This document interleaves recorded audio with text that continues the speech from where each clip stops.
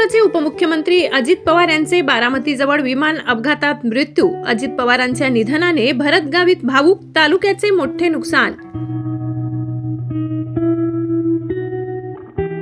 नवापूर तालुक्याचे नेते भरत गावित यांना आज उपमुख्यमंत्री अजित पवार यांच्या निधनाची बातमी समजताच त्यांचे अश्रू अनावर झाले. नुकताच नवापूर नगर परिषदेत राष्ट्रवादी काँग्रेसचा झेंडा रोवून पक्षाला मोठे यश मिळवून दिले असतानाच ही धक्कादायक घटना समोर आल्याने संपूर्ण तालुक्यात खळबळ उडाली आहे. भरत गावित यांच्यासाठी हा प्रसंग अत्यंत क्लेशदायक ठरला असून विजयाचा आनंद साजरा करण्याच्या काळातच हा मोठा आघात झालाय. अजित पवार यांच्या जाण्याने नवापूर तालुक्याच्या विकासाची आणि राजकीय ताकदीची मोठी हानी झाली असल्याची भावना व्यक्त होत आहे. नगर परिषदेच्या सत्तेच्या माध्यमातून तालुक्याचा कायापालट करण्याचे स्वप्न पाहत असतानाच खंबीर पाठबळ देणारे नेतृत्व काळाच्या पडद्याआड गेल्याने भरत गावित पूर्णपणे कोलमडून गेले आहेत. नवापूरच्या राजकारणात अजित पवार आणि भरत गावित यांचे समीकरण अत्यंत मजबूत होते. मात्र या घटनेमुळे नवापूरच्या राजकीय भविष्यावर आता शोकाची सावली पसरली आहे. सगळ्यात वाईट दिवस आज दादा नाही हे ऐकूनच कसं तरी वाटतं. दादांविषयी बोलण्या इतका मी फार मोठा नाही, पण कुटुंब प्रमुख गेले आमचे.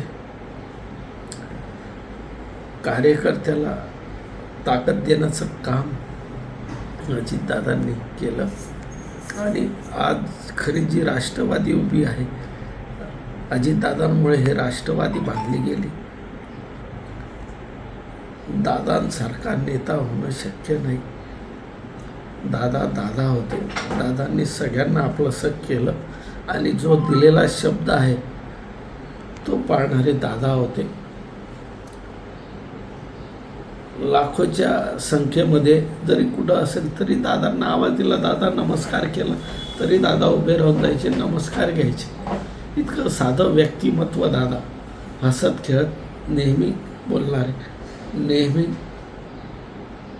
ग्रामीण भागाची नाळ जोडलेली, आमच्या समाजाविषयी, आदिवासी समाजाविषयी कायम आपुलकी दादांच्या मनात. दादा म्हणायचे, अरे भरत कारखान्याचं काय झालं, कारखाना चालू आहे का, काय माझी मदत लागेल ती सगळी मी मदत करेन. फार दादांचं काटेकोरपणे लक्ष या ग्रामीण भागात. सगळ्यांना सांगायचे, अरे या आदिवासींचा एकमेव कारखाना आहे, तो कारखाना चालू झाला पाहिजे, कारखाना व्यवस्थित चालला पाहिजे, माझी जी मदत लागेल ती मी करेन. जे इतकं दादांचं प्रेम या आदिवासी समाजावर होतं. आम्हाला जेव्हाही गेलो खाली हाताने दादांनी कधीच परत पाठवलं नाही. जे जे काम घेऊन गेलं ते काम अजितदादांनी करून दिलं. नगरपालिकेचे सगळे नगराध्यक्षसहित सगळ्यांना घेऊन गेलो. 21 लोक निवडून आले. दादांनी हात माझ्या सोडत नव्हते. दादा इतके दादा खुश झाले. मी दादांना 100 कोटीचं पत्र दिलं की दादा ही पाणी पुरवठ्याची योजना नगरपालिकेची मंजूर झाली पाहिजे. पहिल्याच मिटिंगला तुझी मंजूर करून देतो भरत. नावानिशी बोलवायचे कुठेही असले, भरत काय चाललंय तुझं, काही असेल सगळे कामं तुझे सांग, सगळे कामं करून दे, कुठेही अडचण येणार नाही. छोट्या छोट्या संघटनांच्या याच्यांवरनं सुद्धा दादांनी सांगितलं हो. आणि दादांनी मला शब्द दिला होता, मी नवापूरला येईन, जनतेचे आभार मानण्यासाठी मी नवापूरला येईन. दादांनी तो शब्द नाही पाळला. दादांनी हा शब्द पाळला पाहिजे होता.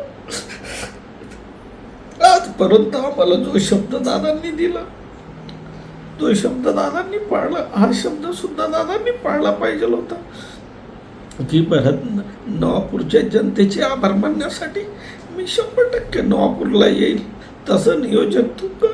म्हटलं हो दादा तुम्ही या फक्त. आम्ही तेही नियोजन केलं होतं. आज आमचे कुटुंब प्रमुख गेले. राष्ट्रवादीमध्ये फार पोकळी निर्माण झाली. खरा तरुणांचा खरा कार्यकर्ता होता. तरुणांना फार ताकद देणारे दादा कार्यकर्ते होते. दादांनी फार फार पुढे घेऊन जाण्यासाठी फार फार परिश्रम केले, सगळ्यांना जोडलं आणि आज खरोखर ही नगरपालिका या शहराच्या विकासासाठी आम्ही कोणाच्या जीवावर राहील केली, फक्त दादांच्या याच्यावर. कारण आम्हाला माहिती होतं की दादांनी दिलेला शब्द सांगतील आणि दादांनी मला इलेक्शनच्या अगोदर सांगितलं होतं, भरत तुला जो शब्द द्यायचा तो दे नगरपालिकेसाठी, तुझ्यासाठी तू जे जे सांगशील ते सगळं तुझ्या आश्वासन मी पूर्ण करण्यासाठी बसलो आहे, पण तू नगरपालिका घेऊन ये. म्हटलं हो दादा, 100% नगरपालिका घेऊन येईल. नगराध्यक्ष सहित 12 ते 15 आपले नगरसेवक निवडून येतील. आढावा मीटिंगमध्ये सांगितलं, दादा माझ्याकडे बघून हसायचे. म्हटलं हो दादा, येईल म्हणजे 100%. दादा मला असं करायचे की गुड गुड गुड म्हणे. दादांना विसरणं शक्य नाही आणि दादांसारखा नेता होणं या जन्मात तरी शक्य नाही.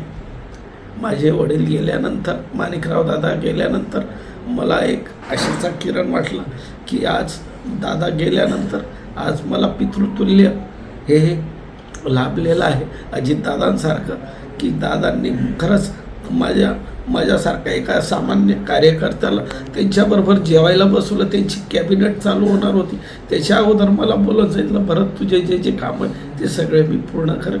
कॅबिनेटमध्ये सगळ्या मंत्र्यांना सांगितलं, हा भरत हे लक्षात ठेवा, माणिकराव दादांचा मुलगा आहे आणि याचे कामं आपल्याला करायचे आहेत. म्हणजे इतकी ताकद देणारा नेता आज गेला. नेता नवी म्हणेल, पितृतुल्य आमचा हरवलेला आहे. आणि आज खरं म्हटलं तर हा महाराष्ट्र पोरका झालेला आहे. ती सर, दादांची सर कधीच कोणामध्ये येणार नाही. दादांनी जे जे कार्य केलेलं आहे लाडक्या बहिणींसाठी, हो लाडक्या बहिणींसाठी मी तेव्हा दादांना पत्र पाठवलं. लगेच कार्यालयामधनं फोन आला की दादांनी सांगितलं त्याच्यावर ॲक्शन घेतली जाणार आहे, लाडक्या बहिणींच्या सुद्धा खात्यावर पैसे पडतील. म्हणजे इतक्या बारीक बारीक गोष्टींकडं दादांचं लक्ष होतं. आमचं पत्र पाहतात दादा म्हटले की भरतला मेसेज पाठवा की त्याने जे पत्र दिलेलं आहे त्याचा पाठपुरावा चालू आहे. म्हणजे इतक्या बारीक सारीक गोष्टी कळणार दादांनी आम्हाला बघितलं. इलेक्शनला पहाटे 4:30-5 वाजता दादा फोन करायचे, भरत काय परिस्थिती आहे, काय होईल विधानसभेत. म्हटलं हो दादा, परिस्थिती चांगली आहे, निवडून येऊ. फार फार दादांनी म्हणजे दादा काय सांगू दादांबद्दल आज नाही, मला फार वेदना होतात, फार वाईट वाटतं की आज आम्ही खरे पोरकं झालेलो आहोत. आज आमचं पितृतुल्य हरवलेलं आहे. नेता होणं शक्य नाही. दादा काय भावपूर्ण श्रद्धांजली द्यायची, तेही शब्द आमच्यातनं निघत नाही. दादा